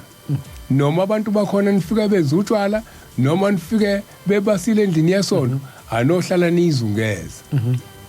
saphuma okhokho bethu baphuma bawushiya lo muzi eke sambe zomthandazo khona tshela isimanga ngathi ngibuya kulowo mthandazo enye yezingane zami yayifuna umsebenzi ngesonto kwakufona umzala wayo wathi wozosebenza namanje ngiyakhumbula ebusuku ikuthuthwa ebusuku sathutha ebusuku sithuthela nana manje ithi inhliziyo yami ingoba ngaya koguqala kwaguqa khona ugogo intombi yakaXulu okuyibona ababona baba mkhulu uqala phansi kwentaba enhlangakazi mina bese ngiguqe indaweni ezintsha ngakhohlwa ukuthi lapha khona indawo ukuthi usenkothweni yini edala ingabikho inkotho ekukholweni ingoba amanga antshontsha ingubo yeqiniso mfundisi sikhumbula into zasemakithi phela manje okaNkulunkulu asikukhumbula kodwa la ukuthi siphinde sicele khona ngoba noma seyikhumbula ezakithi kodwa ekugcineni uye lo Shembe siphinde simbize noma kuthiwa senze kodwa yena asimkhumbuli ezakhe seyikhumbula amanxiwa kaShemba siwakhumbula asinendaba nawo konke nje manje lawo semqoka nomlando uqala kuphelele kubantu bakithi konke manje size sakha ngisho amazulu amabili akuseyona lele umuzi okhazimula ngaphezulu kweLanga nenyanga izulu elikhulu manje izulu lomndeni sifike siphele lapho nje kuthiwa hayi lelia kuyiwa ngesabatha kuphela seziningi nezintshumayelo zaleli uShembathi siyakulona seziningi kakhulu uthi usalalele utshelwe le uthi usalele ngoba uShemba kayishongo nje lento ivelaphi kodwa ke awungakhumbula ukufundisa umthetho madoda mayisethi ufaka i-challenge i-challenge le mfundisi yokuthi sizokwenza njani ngale muzi waseshowe inkosi yathula sizokwe ngoba phela akekho thi hayi kunqatshiwe thina sike sasaxoshwa kwathi wasingangeni kulomuzi asingenzi asingasaba sike saya yini kobheka kwabahleli lapha ya egcikeni ekhaya lenkosi kaPhindulimo ngoba phela akufana bahle ukuthi bakuluphi uhlangothi sikhuluma la ngeLanga ngoba ngila nje ngikhuluma ngeLanga akukho la uzongizwa khona sengifaka iginyezini euhlangothi ngikhuluma ngeLanga ngikhuluma ngensizwa yasezulwini ephathe ibandla amashumi eminyaka ingagadwe security ingagadwe emmeli ingagadwe umuntu gadwe uNkulunkulu kuphela ingakho ithi ngelinye ilanga ngiyazwa nithi ngizima manje ithi ngelinye ilanga makuthiwa inkunzi le owathi ayingabulawa isibulala inkunzi uthi hayi leyo ifana nami nama ngihlulwa isho njalo into yasezulwini uthi omunye intombazana uyangixoxela ungixoxela indaba yasekhangelani le Kranskop uthi ubaba iLanga ufika liyakhiwa ibandla ithempeli likuda noma lasentunjambilini abasabatha kulona iyathetha ke indoda yaKangcobo khona lapha kule ndawo yalapha kokhangelani iyathetha indoda ithi wena nkosikazi usuhamba isikhathi eside le sonto lakho likaShembe ngathi ngizokuyekisa ibe sithi indoda kunganjani baba siceleke umuphi indawo uShembe la kuzoba seduze khona nekhaya ukuze ngikwazi ukuhamba ngisheshe ngibuye futhi ukuze ubone ukuthi ngoba cishe ukuthi manje lo Shembe wena ngimqomile ayazi ukuthi ubani ikhuluma ngobani isithi indoda ke kulungileke sengizokhipha indawo ukhipha indawo yasekhangelani mase ikhiphile inkosi siwakhile umuzi kutholakala ukuthi le ndawo inamanzi phansi usethi ubaba awu le ndawo izongigulisa inamanzi usethatha amadoda ambalwa phakathi kwalawo madoda kwakhona indoda yakaSithole sebeyayihambela ke bahambe becakaza indawo abafuna ukuyicela bafika le ndoda yalonkosikazi abayazi bona ngoba indawo ikhonjwe unkosikazi bayifica iyalima ubaba usayibingelela hawu sabona mnumzane walima wedwa unkosikazi washo nami unkosikazi wami wathathwa uShembe uMandlela lo wathathwa uShembe waKangcobo unkosikazi wami wathathwa uShembe isithi inkosi uShembe akabathatha abafazi babantu kodwa uyabaluleka ukuthi ahlonishwa kanjani amadoda akhiwa kanjani imizi hawu uyamazi wena athi hayi nguyena pha manje ufunani la zethi ihlathi manje ithi sebe uShembe kanti mhleba kuShembe uthatha abafazi babantu pha manje ufunani mnumzane ngoba cha ngifuna indawo wesekhomba indawo yomuzi omusha omkhulu ngithi lo muzi wasonyazini ubekwa indoda yaKangcobo khona konke okwenziwa ubaba mkhulu abantu belwa naye ngeindawo Nkosi iLanga yakwenza wase wakhiwa lo muzi ngisho ukuthi ke batwana abahle yonke lento esiyixoxayo la imkhuba yenkosi iLanga yes imkhuba yakhe yasezulwini inkosi ayingaqhenyi uthi uanti ngelinye ilanga mefika ehlangakazi njengoba ngithi impahla zazo zayihlala kithi ekubalekeni nakhona la kaNgcobo amakhola seyahleba athi manje baba sizobika lapha kaNgcobo uMandlela uphatha ingane yeNdiya ngathi khona ingane yayizelwe iuhlotshana uthi baba ngicabanga ukuthi ngangayibonanga mina lengane lesikhathi ngithi sontani khona bafuna ukushiya le ndawo manje ngoba bafuna ukuyophatha nabo inhloso yokwanda kwamathempeli kwakuphatha ebisithi inkosi nibabaza ubala kuseze umlungu ingane ithi ke lentombazane ebengixoxela ithi ngampela ithi wadlula iminyaka omunye wo-anti wakhuleliswa umlungu yafika ingane yomlungu ishiwo inkosi iLanga ukuthi nibabaza ubala mina nibabaze eNdiya kuseze ingane yomlungu lapho yeza ingane yomlungu nakithi kwenze into efanayo kithi kwahamba amakhosikazi alapha phansi kwentaba awako maphumulo nawo konzama kodwa ayeholo yakamaphumulo inkosikazi ba enkosini bathi baba njengoba nje impahla zakho ihlala kaMhlongo lapha kaMhlongo bafuya izinja manje kungcono ukuthi kushintshwe kuthiwa yafika athi inkosi necala ukuthi mzwane ngingena khona angiyibonanga izinja egcekeni uNkulunkulu uthe le impahla ngiyibeke kaMhlongo bahluleka ingakho ngithi ngeke ngiye kuyikhuluma indaba yeLanga ngoba umkhulu wami hayi umkhulu wami usiyewu mase kushone ugogo wami ozala ubaba uManzama ubuza ko-anti ubaba iLanga uthi nina akakholwa njalo umkhulu kodwa njalo umkhulu makhuphuka uJanuwari inkosi iLanga uyakhuphuka kwaqala uyise enza kubhobhela wenza lokho unguqi wekhuphuka aqhuba isilwane ayobingelela kubaba omkhulu nomkhulu wajoyina lokho akhuphula isilwane ayobingelela kubaba iLanga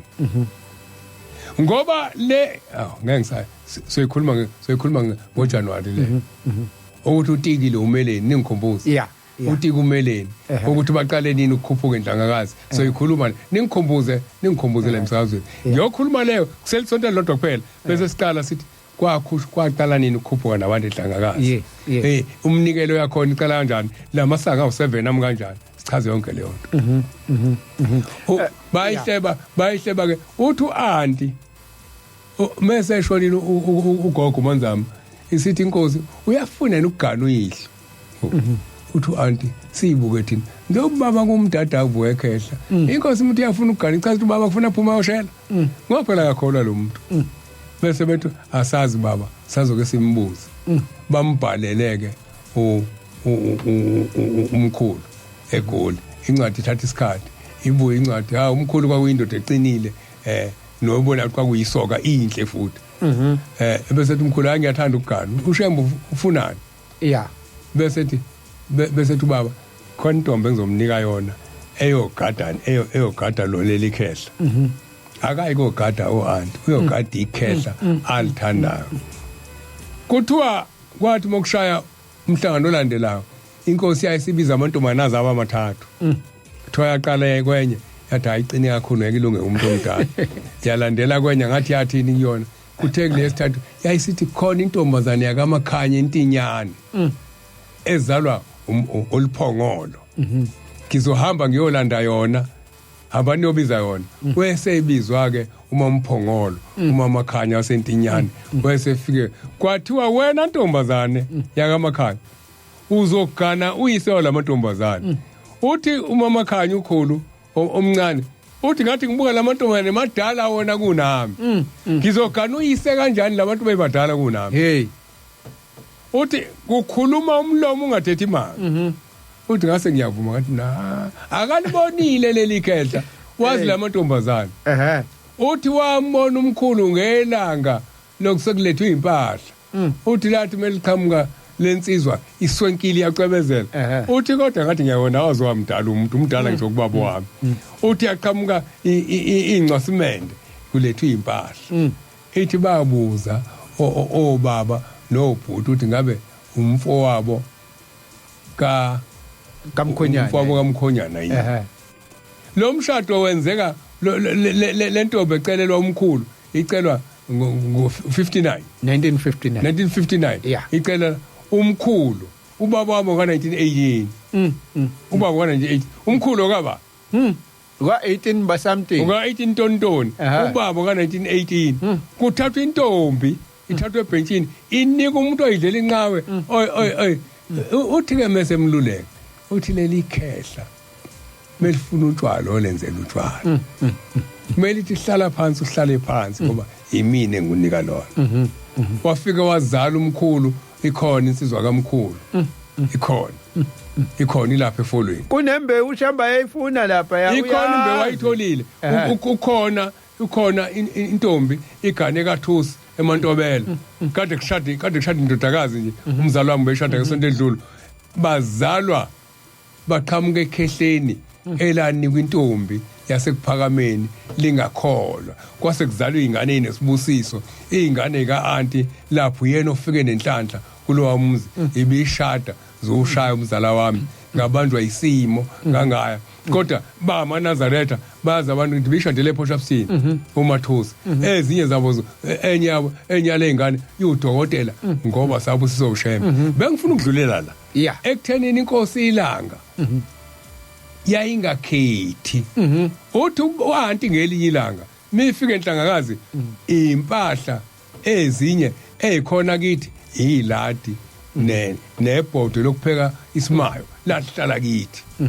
nazi ithombe amabhinqi intombi zamabhinqi egida la zayisha umgidi namhlanje zamakholwa zayisha umgidi zayingena phakathi nendawo zifike phakathi kumaNazaretha zizibhinqele ukhona udadewethu omunye wala umabhinqa umamhlongo oshadele kaMbambo wayifika yoyibukela nje lapha umgidi wayifika hayi baba ngabuki kuphela bayiphatha umbrella zabo zokungena phakathi engathi ngisho khona babeyela umgidi bona hayi indaba yokukhona banika amahawu zihlokoze namhlanje labo bantu khuluma ngabantu ababekholwa ababengaliphathi iphilisi kodwa ababeyifaka phakathi nendawo lamantombazana asha umgidi namhlanje sinyanya abantu ethi iNkosi iLanga ke mase befika wathi batho anti babizulu linile ugcwele umona esinamva ingubo zokulala iNkosi nokunye akuwelanga ngoba ayikwazi ukufika la nezitolo ezikhona la baba zidayisa osonginje ithi iNkosi osonginje akambe bona ukwazi ukulalwa ngapho uthi anti babuza kanjalo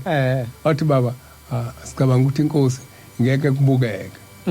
wayesethambani yothenga ingubo nini base behamba bayisitolo kaShonisa bafike babathenga osonginje ake sichazele izingane mfundisi usonginja yini usonginja umuntu ophuma ejele uyazi le ngubo ekulalwa ngayo ejele le grey enemigana lapha enzansi mhlambe emithathu ijwayele ukubonakala abanye bayibiza ngoAdidas bawubiza ngoAdidas usonginja ijwayele ukubonakala kulabantu abalayisha amafenisha imbozi ifenisha iyona ke iNkosi iLanga ngokuthi yayivele ezulwini yayingakhethi ubucwebecwebe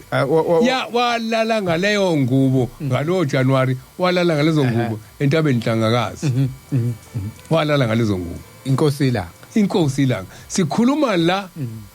ngendoda ebikifike ilale endini kade iphahlekwa namhlanje imanzi phansi ngoba izofuna uNkulunkulu abanye bazi ukuthi uJG Shembe ama initials yakhe ngathi mawubona uJG Shembe bese uyadideka iNkosi iLanga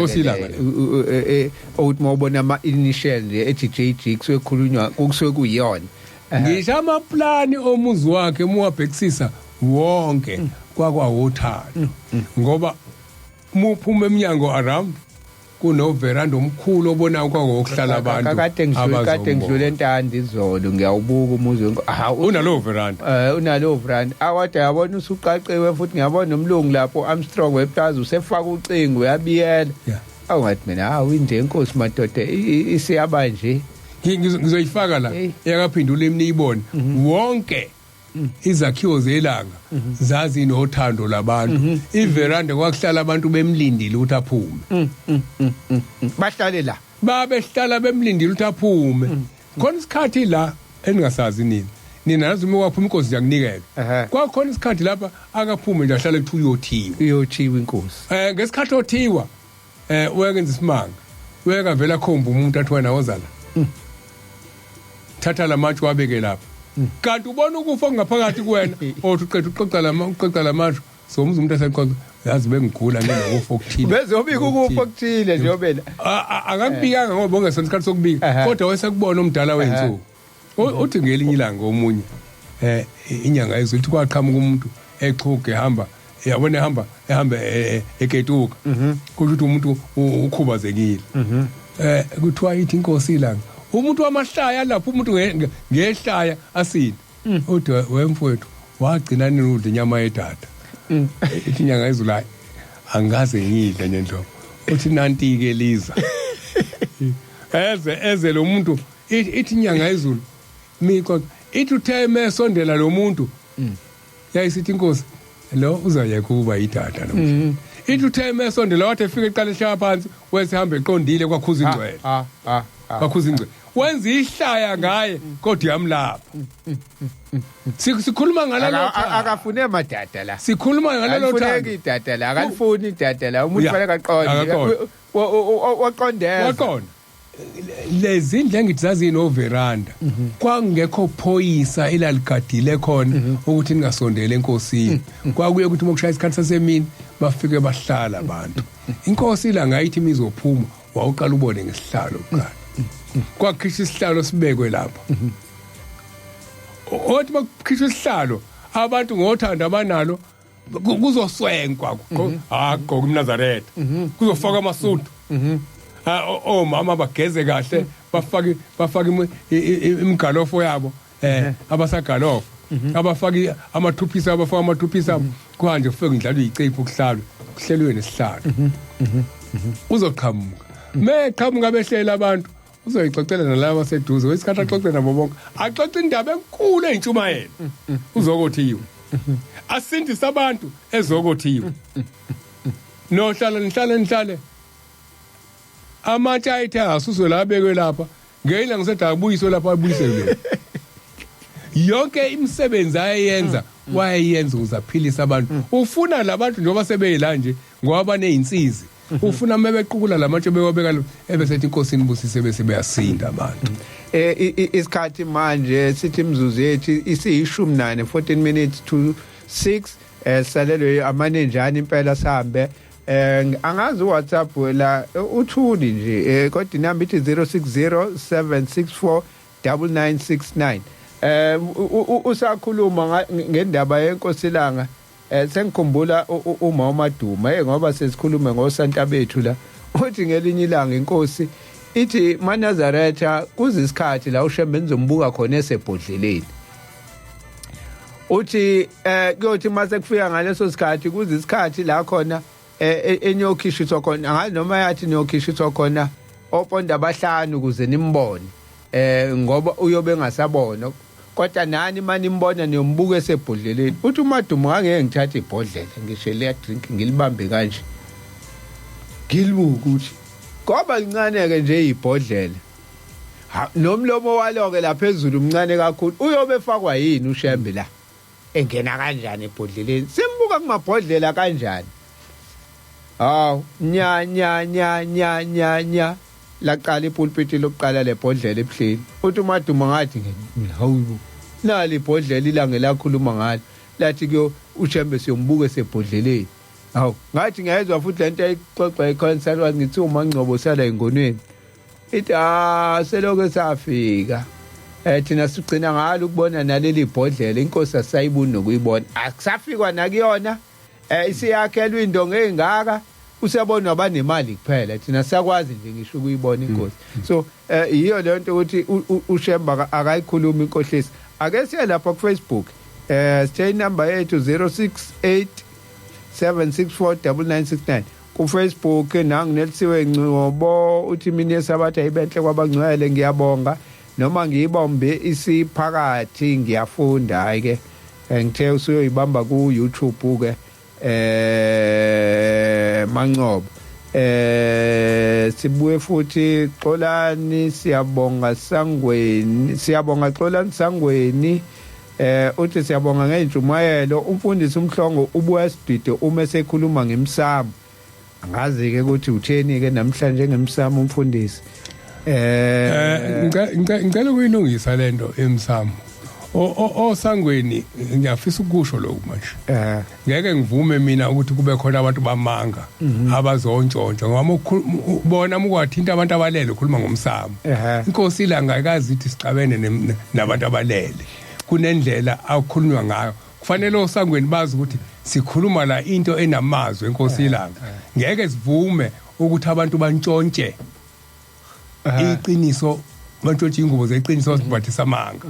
ngoba thina sinamazwi akukho la ikhuluma khona ukuthi umsamo umubi kuphela indlela esesiwenza ngayo yona ngisenenkinga la yokuthi utheni namhlanje ngoba phela sikhuluma inkosi iLanga usangweni ngake nami ngathi athi mina usangweni uyangihlupha ngoba wangibuza kuasilungiseni wangibuza ngento esikhulume kusikhumbule kuphakameni athi mina uyahlupha usangweni nami ake ngisho lento ngoba uthatha inkulumo enye afuna ukuzoyifaka kwenye indawo bese efuna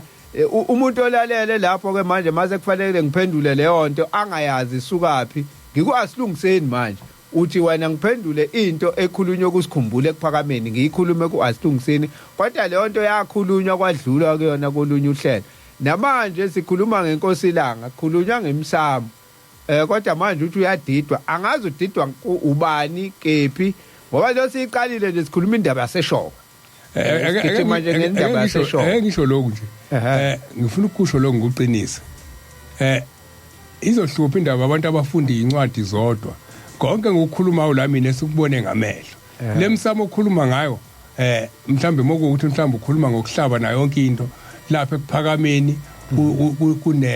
kunendawo lapho kuthiwa isemzinkosi la kwakwenziwa khona izinto ngendlela yasekuphakameni ngakho ke Mr Sangweni ngeke usikhiphe thina kwesashona mfundisi ngicabanga ukuthi mina ngisibona isidingo sokuyinaka noma sokuyi-entertainer manje indaba kaSangweni ngoba kukhona lento afuna sisho ngalendlela efuna uyena noma senze lento ngalendlela efuna uyena ngoba ubelesela into eyodwa njalo noma ungamphendula uzobuya kuWhatsApp aphinde akubuza into osumphendulile yona umchazele kuWhatsApp aphinde abuye ngathi ngoba ayenzeki lento yena afuna yenzeke noma ikhulunywe ngalendlela afuna ikhulunywe ngayo ufuna yenzeke ngale wakhuluma indaba yokushawa kwamankathe ekuphakameni kwaze kwayindaba yabo noma usumchazelile akafuni ukudlula kuyona ngoba ngize ngibuze ngokwakho ke wena kwakufanele inkosi yenze njani akasachazi futhi ukuthi umqalo lokuhamba konke kushiwo iLanga sokulalela ngisho noma uqephesho njani ufuna ukusho ngeke sikulalela kochwepheshe thina ungayithatha ingubo yeqiniso kodwa ngaphakathi selikhuluma iqiniso sime nalo ufunda incwadi ufunda iBhayibheli kodwa thina silandela into kaShemba ayisho ngeke siphume kuyona Mr Sangweni yaxoliswa mfowethu uxole Eugene Magwaza ongumKristu nami ngivuka nani namhlanje ay ngoba la ku WhatsApp akhulutho ikhona ku Facebook ay imiyalezo siqedile othi ngibheke futhi la nangu umbuso omculo othi ngibo ezingidlulile la mbuso omculo ngibabe phakathi kodwa siyabonga uJehova ukuthi uhlelo lube impumelelo makabonga uJehova yes impela namhlanje nathi siyabonga komdala wensuku ngoba ngesabatha edlule asikwazanga ukuthi sibe khona emoyeni ke ngibheke lapha kuNanda 88.4 FM ngikhumbuza abalaleli kunencwadi saloko esikhulume ngayo kuqala unyaka sathi kunencwadi abantu bethi bacela incwadi ezikababa uDlomo ngoba bezosifunda imibhalo la ethile esikhotha ubabudlomo sikhotha nezincwadi ezithile ebe ukuthi zezesingisi isikhathi esiningi isikhona ke incwadi esasihloko eshilo sathi iyeza ebhalwe yena uadvocate Mnyandu kune volume 1 kuno volume 2 indaba zomqalo wendlela nale ndaba yesabathi ukuthi lafika ngo1922 uzoyithola khona lapho kulezo incwadi ukuthi lafika kanjani isabathi lobahlala sithi 100 years wesabathi siyawuphetha ngesonto ezayo 100 years wesabathi 1922 2022 100 years wesabathi nakho kuvumbuka nendaba ezinkulu kaShembe manje ngisho amazwi enkosi iLanga eyawakhuluma eshowe ziyavumbuka izinto 600 years wesabathi lenhlangakazi yokuthi so sithi 1913 minus 1923 Mhlangakazi leza so sithi 110 years Yes. aqala ukukhuphuka Inhlangano. ehamba yedwa Yes. wazokhuphuka nabantu ngo-1916 La sithi 100 years wesabatha siyavala ngesabatha senzeni ngo100 years wesabatha lutho 98.4 FM Facebook page manje uzimele ecele waseTafrikopho sanibonani usuku lesabatha malube luhle kwabangcwele ngila ePinetown eTorhweni hawo siyabonga abantu abangakhohlwa noma beseTorhweni madoda Nonhle Ncube amen Buthabi isabathe lihle kubangcwele ngila eChesterville hawo ameni Mancube Masethi amen from inkosi yamapantsula hawo nazo aka Maswethi endwede emsunduzo awu #today's best rate hawo inkosi yami yesidlalelwa amapantsula ishambulandelwa amapantsula akadlali kanjani Thokozani Freedom umsimanga indlebe ngiyibekile ethi ngiyabonga mina phindile nonkululeko uciliza ameni sithi usuku oluhle lesabatha kubangcwele bonyazi lwezulu ngiseDurban inanda 88.4 FM hayi siyabonga lapho efisela amanazaretha onyazi kuphela bantwana bonyazi kuphela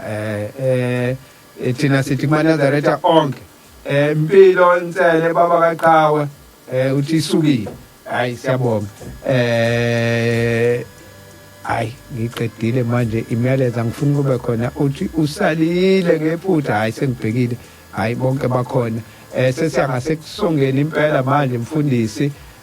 sithe i-challenge 110 years wenhlangakazi next year 2023 sithe kune challenge yomuzi weNkosi iLanga ukuthi kwenzakalani abantu bangabeke sebeyithatha ngasinqala lento umuntu useqhamuka sethi hayi mina ngoba nje indaba uyizwe kunanda 88.4 FM mangabe ukuthi khona ukucabangayo uyazi inombolo siyayishiya senzeni ngoba phela awona umuzi mama kuthiwa nje umuzi ocatha umuzi oyihlalele nje uzoloku ungena uphuma nalapha yakwakhangela unomnikazi wawo kuyiwa kunomthetho wakhona womnikazi womuzi lapha nje kakhangela lapho angingenanga ngama ngaphandle ngakhali inyembezi zakhonza ngikhumbula usuku lomhla ka19 ngikhona nakaphindula ngithema ngubona umuzi kwehla inyembezi ngaqala ukugula from there kakhulu ukugula lokho engigulayo mhlambe bakhona sicabangayo umfundisi kufanele sikwenze ngeorder ukuthi hayi sokwenzeka kanje kuhlela usuku into ihlelwe kahle hayi siyakaphindula imu senzani kungavela izinto ezivele ithathelwe phezulu ngoba uzwe la emhlaka okunye ngifuna ukubatshela kona abantu ukuthi lapha kunezinto ezisemqoka obona ithi ngathi sifuna ukuthi zivikelwe satshishiya mfundisi sesoyikhuluma mhlambe uma bekhona abana thina sinawo amandla la asinamoto asinani asinawo amandla kodwa sinezinto ushembe ngenhlanhla asiphila ukuthi sizazi abaningi abantu abangazazi so kuyenzeka ukuthi kukhona izinto noma singeyilutho ngoba phela umuntu onotho namhlanje umuntu onomuzi omuhle nemoto enhle namakhosikazi amaningi noma singeyilutho kodwa kukhona izinto nathi esingathi le omncane mhlambe makuthi kwenzeke kuhlangane mangakuthi nothando laleyo hayi mbongisi iskipho mfundisi asivalelise ixolise kwekwathi ukukhuphuka ukukhuluma komoya kodwa-ke ngithi uNkulunkulu wasekuphakameni angithethelele njalo umuntu uma ekhuluma eqinisa amazwi ngendaba kaShembe kuye kufike ukuthi ngithi kuyena inkosi kubusise ngoba washo njalo kodwa sothi inkosi ibusise inamba mfundisi inamba i-060 6131 515 060 6131 515 inkosi yomusa inibusise inkosi mayivumile ngesabatha ezayo sobe sihlangene inkosi yomusa mayivumile kusasa asilungiseni 6 ntambama 29 ebusuku sobe sikhona futhi uNkulunkulu wasephakameni ngicela namhlanje abe nathi echitha izitha zethu ezenyama ezomphefumulo kusuka ubupha azivule inhliziyo kungene yena kuphume inhliziyo ezilikhuni kuphuma inhliziyo yeje kuhlala inhliziyo kaNkuluNkulu konke esikufisayo okuhle inkosi izikubusise ihambe nathi emasabatheni abayemasabatheni abaseyibhedlela inkosi ibaphilise konke okuhle nokuyibusise ngicela ukuthi kwehlele phezulu kwethu inkosi yomusa ibe nani amen.